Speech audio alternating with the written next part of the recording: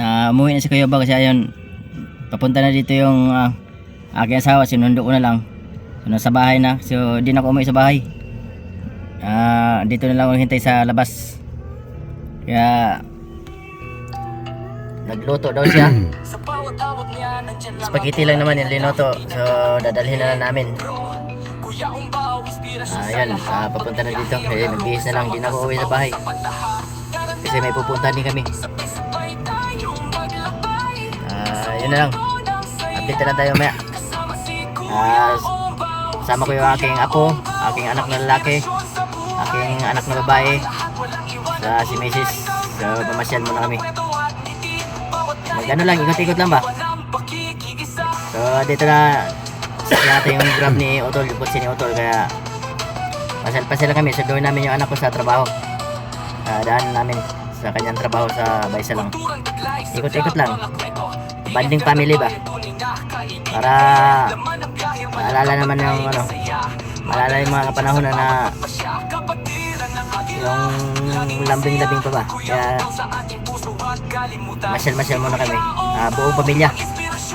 So salamat tayo, may nadagdagan na aking pamilya, isa apo.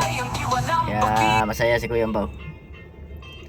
A few moments later.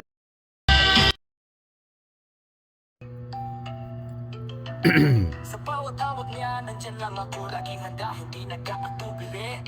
Bro, Kuya Ubaw, inspirasyon sa lahat, pagbiyahe ang laro, kasama ka sa bawat sapantaha. Tara na, sabay-sabay tayong maglakad. Ciao, Mrs. Yan. Mga bisita na sa loob. Mga bisita na sa loob. Yan may birthday. Yan yung anak ni Kuya Ubaw. Anak ni Kuya Ubaw. Sama aking apo, Unapogi. Yan, Albert. Anong pa kayo kami? Siyang Mike. Sama rin aking anak, magbabae. Yan. Nakagala din. Pamasyal kami, masyal muna.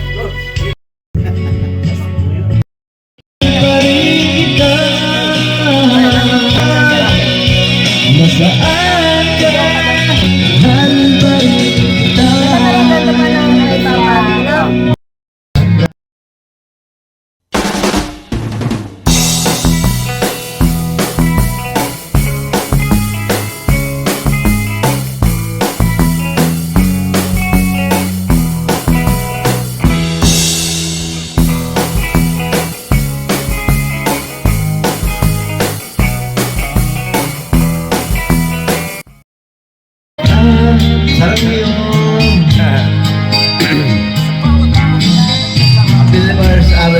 wedding anniversary hall. Oh, thank you. Sa utos ng damdamin, Dito kami sa birthday ni asawa ni Otol. Sa Benjamin, sabay pala na anniversary din natin yan.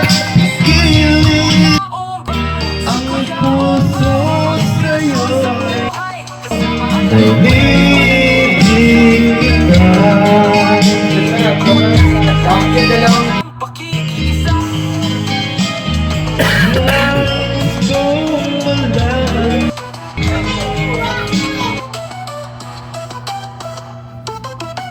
Kulturang taglay sa vlog, mga kwento, BFF ng bayan, tunay na kaibigan. Yeah, laman ng biyahe, walang kapantay na saya.